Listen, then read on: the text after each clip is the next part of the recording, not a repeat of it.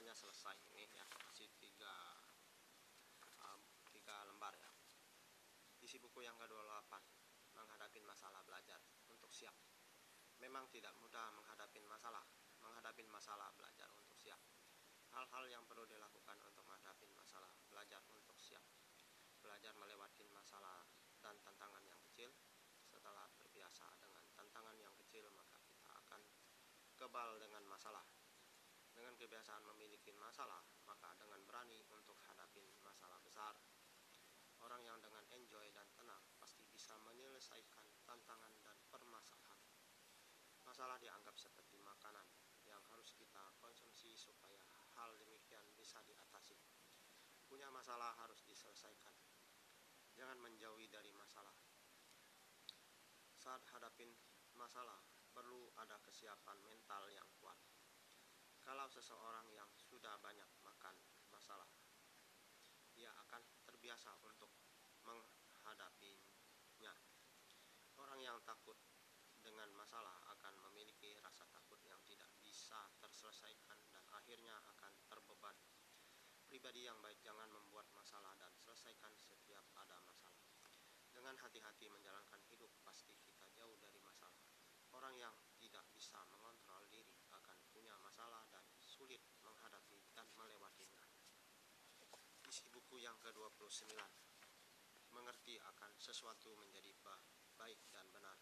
Orang yang pengertian bisa memahami sesuatu menjadi baik dan benar, di antaranya seperti sesuatu masalah paling mudah diselesaikan oleh orang yang pengertian. Orang yang memiliki pengertian, ia akan mudah menghadapi berbagai masalah. Orang yang berpengertian akan menerima yang baik dan benar. Orang yang berpengertian adalah orang yang dewasa pemikiran dan tindakan. Orang yang pengertian tahu untuk memutuskan segala sesuatu. Pengertian seperti orang yang sah banyak pengalaman. Memiliki pengertian membutuhkan proses yang cukup panjang. Orang yang tidak bijak belum memiliki pengertian. Orang yang iri dan tidak suka akan damai, salah satu yang tidak pengertian.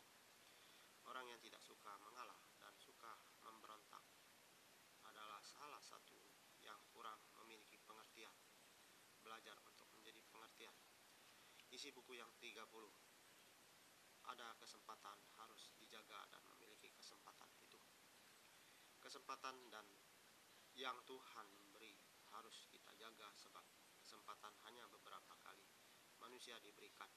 Setelah kesempatan kita miliki dipelihara dengan baik. Kesempatan untuk berkarir yang bagus, kita diberi kesempatan setelah selesai sekolah, waktunya untuk mengejar karir yang baik. Dan saat diberi kesempatan, manfaatkan dengan baik. Kesempatan memiliki pekerjaan yang mendukung. Saat karir lagi bagus, manfaatkanlah dengan baik. Kesempatan saat masih muda. Saat muda, jangan sia-siakan waktu dan kesempatan itu. Kesempatan saat punya istri dan untuk punya anak. Saat memiliki istri perlu dinikmati bersama keluarga. Kesempatan untuk dapat keturunan perlu diperhatikan. Kesempatan sebelum pensiun bekerjalah. 31 terakhir ya.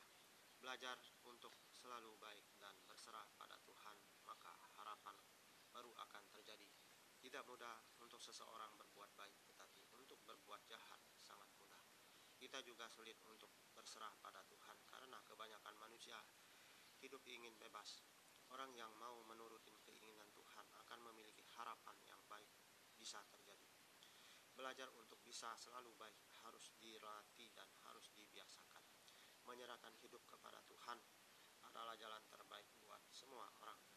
Daripada manusia menjalankan hidup yang tanpa arah atau dengan kebebasan secara duniawi.